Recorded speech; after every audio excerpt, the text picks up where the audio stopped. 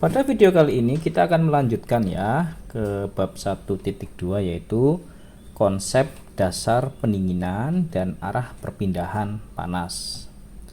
Nah, ini tuh kita ingin memahami bagaimana panas berpindah dan bagaimana sistem pendingin itu bekerja melawan arah alami perpindahan panas.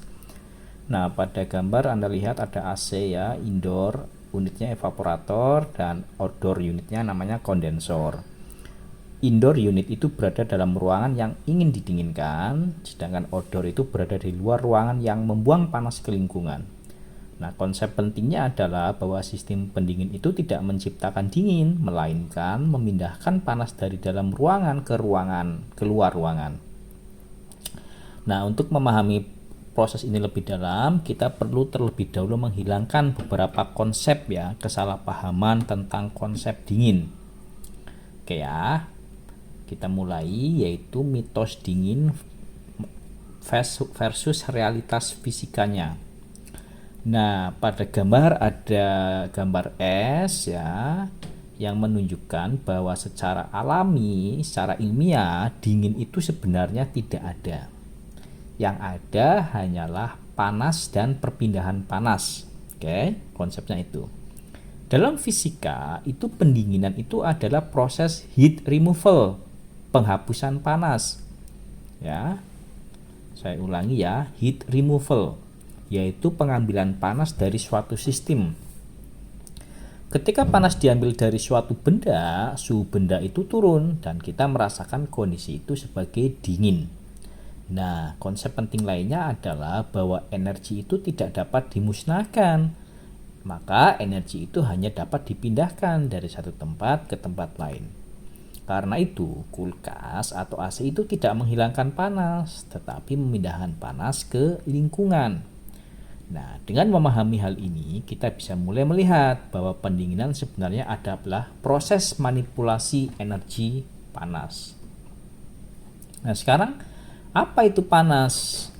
Panas pada dasarnya adalah energi kinetik pada tingkat molekuler. Jadi di molekulnya itu bergerak lebih kencang, makanya timbul panas. Artinya panas itu berkaitan dengan seberapa cepat molekul dalam suatu benda bergerak atau bergetar. Pada gambar terlihat perbandingan objek panas dan objek dingin yang diperbesar dengan cara pembesar ya. Kita masuk area mikroskopis. Molekul pada benda panas itu bergerak lebih cepat, sedangkan pada benda dingin geraknya lebih lambat.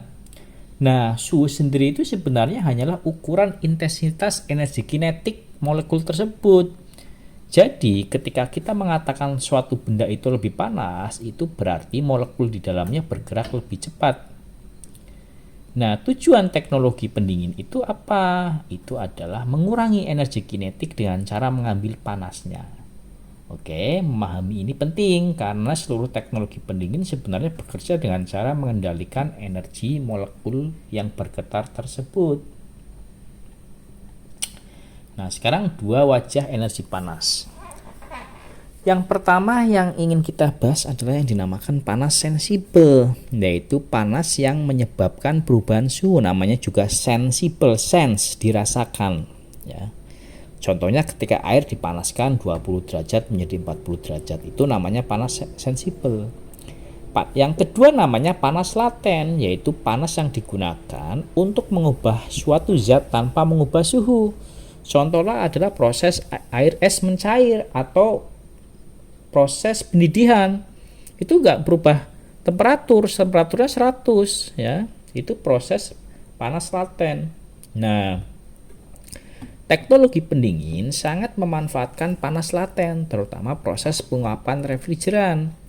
Ketika refrigeran menguap, ia dapat menyerap energi dalam jumlah besar dari lingkungan, walaupun suhunya tetap.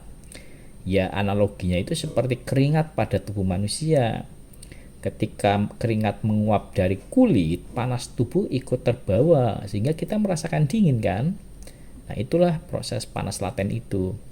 Karena itu, proses penguapan menjadi prinsip utama dalam siklus pendinginan modern. Nah, sekarang hukum alam perpindahan panas ini sudah dibahas di slide sebelumnya, tapi kita lihat lagi. Menurut hukum kedua termodinamika, panas secara alami selalu mengalir dari suhu tinggi menuju suhu yang lebih rendah. Nah, Anda terlihat pada gambar ya, aliran dari sisi panas menuju sisi dingin. Proses ini terjadi secara spontan tanpa membutuhkan energi panas. Anda meletakkan kopi panas, dia akan dingin secara alami, ya kan? Nah, analoginya lainnya ya, air mengalir dari tempat tinggi ke tempat rendah. Nah, air tidak akan naik sendiri tanpa bantuan pompa. Demikian juga panas. Panas tidak akan secara alami mengalir dari benda dingin ke benda panas secara alami loh ya. Namun justru disinilah tantangan utama teknologi pendingin. Kita ingin melakukan kebalikan dari proses alami tersebut. Nah, sekarang mekanisme perpindahan panas dulu, kita belajar ini dulu. Ada 3 mekanisme perpindahan panas. Pertama, konduksi, yaitu perpindahan panas melalui kontak langsung antar material. Contohnya sendok logam panas, ketika dimasukkan ke dalam air panas, kita megangnya ikut panas kan, itu konduksi. Yang kedua adalah konveksi, perpindahan panas melalui pergerakan fluida, misalnya udara, air. Contohnya ya udara panas yang naik ke atas dalam ruangan, atau ada angin yang berhembus ke Anda merasakan panasnya, angin hangat ya. Yang ketiga radiasi, perpindahan panas dengan gelombang elektromagnetik. Contohnya panas dari matahari atau panas dari api unggun. Nah, dalam sistem pendingin, ketiga mekanisme ini dipakai secara bersamaan. Makanya kita belajar mekanisme ini. Memahami 3 mekanisme ini ya penting dalam merancang sistem pendingin. Nah, sekarang tantangan rekayasanya. Secara alami, panas itu selalu bergerak dari suhu tinggi ke suhu rendah. Namun, tujuan pendinginan adalah mengambil panas dari ruangan dingin dan memindahkannya ke lingkungan yang lebih panas. Nah, kan ini susah kan? Yang satu menjadi lebih dingin, yang satu menjadi lebih panas. Nah, ini berarti kita mencoba memaksa panas bergerak berlawanan arah dengan proses alami. Nah, menurut pernyataan Clausius, seorang ilmuwan dalam termodinamika, proses ini tidak mungkin terjadi secara spontan. Oleh karena itu, sistem pendingin memerlukan bantuan energi eksternal. Nah, dalam sistem pendingin, energi ini biasanya diberikan oleh kompresor yang digerakkan oleh listrik. Kita butuh kompresor untuk memaksa ini. Inilah alasan mengapa setiap kulkas AC selalu membutuhkan energi listrik untuk apa? Untuk kompresor, kan? Sekarang mengapa butuh kerja eksternal? Nah, tadi udah dibahas sedikit, kita lebih detail. Untuk memindahkan panas dari suhu tinggi, sistem membutuhkan kerja eksternal yang dilambangkan dengan W-in, energi input, untuk menggerakkan kompresor. Energi ini digunakan untuk kompresornya berputar, berfungsi menaikkan tekanan dan temperatur refrigeran. Tanpa kerja eksternal dengan kompresor ini ya, siklus pendinginan tidak akan terjadi karena panas tidak dapat bergerak melawan arah alaminya dari panas ke dingin. Jika dianalogikan, sistem pendingin seperti pompa yang mengangkat air ke tempat yang lebih tinggi, tanpa energi dari pompa ya air tidak akan naik kan. Nah, kerja eksternal inilah yang memungkinkan sistem pendingin beroperasi secara terus-menerus. Nah, sekarang kita lihat ke teori 2 reservoir. Ini di termodinamika ya. Ada 2 reservoir, namanya reservoir panas dan reservoir dingin. Reservoir panas itu lingkungan dan reservoir dingin itu ruangan. Nah, reservoir panas itu lingkungan yang memiliki kapasitas energi sangat besar sehingga suhunya dianggap konstan. Ya. Dalam sistem pendingin pendingin tadi ada 2 reservoir ya, TH dan TL. Nah, sistem pendingin itu bekerja sebagai perantara memindahkan panas dari reservoir dingin ke reservoir panas. Ya. Karena reservoir panas itu sifatnya tak terhingga infinite, jadi menambahkan panas di situ ya nanti tidak akan menaikkan suhu lingkungan, walaupun kalau Anda berdiri di depan kondenser panas kan. Nah, model 2 reservoir ini menjadi dasar analisis hampir semua sistem refrigerasi. Nah, sekarang diagram blok sistem pendingin. Pada diagram terlihat bahwa sistem menerima kerja masuk W net in ya, kompresor kan. Nah, kemudian sistem mengambil panas dari ruangan dingin yang disebut QL. Panas dibawa melalui siklus refrigeran dan akhirnya dibuang ke lingkungan sebagai QH. Ya kan? Hubungan energi ini dapat diringkas sebagai berikut. Panas yang dibuang itu sama dengan panas yang diambil dari reservoir dingin ditambah kerja yang diberikan oleh kompresor. Nah, diagram ini menunjukkan bahwa sistem pendingin sebenarnya adalah mesin pemindah panas. Nah, konsep ini akan menjadi dasar untuk memahami siklus refrigerasi secara lebih detail. Nah, satu sistem dua fungsi. Nah, jika kita fokus, tujuan kita adalah menjaga ruang tetap dingin. Nah, sistem itu disebut refrigerator atau AC. Namun jika fokusnya adalah menghasilkan panas untuk pemanasan ruangan, nah sistem tersebut sebagai pompa kalor atau heat pump. Kita nggak pakai heat pump. Heat pump dipakai di negara 4 musim ketika winter, ketika salju. Kita nggak pakai, ya kan? Menariknya, kedua sistem ini menggunakan prinsip yang sama. Perbedaannya hanya pada tujuan, menghangatkan atau mendinginkan. Nah, kalau di Jepang, di ruangan Jepang, itu ketika saya kuliah itu kamarnya itu AC-nya itu bolak-balik. Kalau musim panas dia mendinginkan sebagai AC, kalau musim dingin dia menghangatkan. Dibalik aja sistemnya. Nah, jadi ini menunjukkan apa? Ini menunjukkan fleksibilitas teknologi refrigerasi. Nah, sekarang kita mulai ke siklus kompresi uap.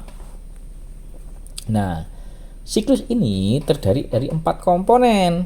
Evaporator menyerap panas dari ruangan, kompresor itu menaikkan tekanan refrigerator, kemudian kondensor membuang panas ke lingkungan. Nah, katup ekspansi menurunkan tekanan sebelum kembali ke evaporator. Nah, proses ini terjadi terus-menerus dalam sebuah siklus. Siklusnya tertutup. Nah, konsep siklus kompresi uap itu adalah dasar hampir semua pendingin modern. Kita belajar garis besar saja. Evaporator menyerap, kompresor kerja, kondensor membuang, katup ekspansi menurunkan tekanan. Kita belum secara detail fungsinya. Oke ya, sekarang aplikasinya ya air conditioning, refrigeran mengalir dari unit dalam ruangan menuju unit ruang luar ruangan. Indoor unitnya sebagai evaporator, outdoor unitnya sebagai kondensor. Dengan proses ini suhu ruangan dapat diturunkan secara efektif. Inilah sebabnya AC itu selalu memiliki 2 unit utama, indoor sama outdoor. Nah, sekarang bagaimana mengukur performance-nya? Nah, efisiensi pendingin diukur menggunakan coefficient of performance, COP. Secara sederhana, COP itu adalah perbandingan antara panas yang dipindahkan dengan energi listrik yang digunakan.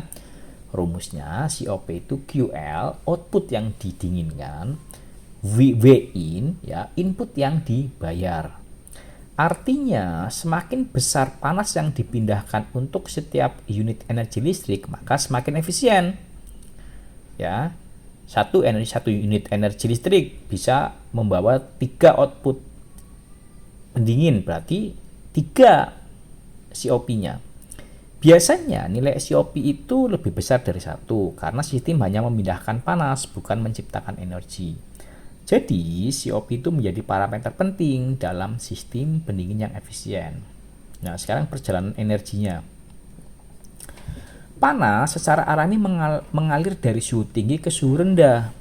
Namun, sistem pendingin menggunakan kompresor untuk memaksa panas bergerak dari suhu rendah menuju suhu yang lebih tinggi. Ya, energi listrik yang digunakan untuk menjalankan kompresor itu sehingga siklusnya dapat terus berulang. Dalam setiap siklus, panas diambil dari ruangan dan kemudian dibuang di luar ruangan. Itu aja sebenarnya. Prosesnya berlangsung terus-menerus selama sistem pendinginan beroperasi. Nah, dalam kehidupan modern, bagaimana? Nah, teknologi pendinginan itu digunakan dari berbagai sektor seperti kenyamanan thermal di gedung, penyimpanan vaksin, pendinginan data center, ya kita udah bahas ya. Tanpa teknologi ini ya banyak sistem modern tidak dapat bekerja dengan stabil. Karena itu, perpindahan panas menjadi salah satu kunci penting dalam rekayasa masa depan. Nah, mungkin itu aja yang bisa saya sampaikan di bagian ini. Terima kasih.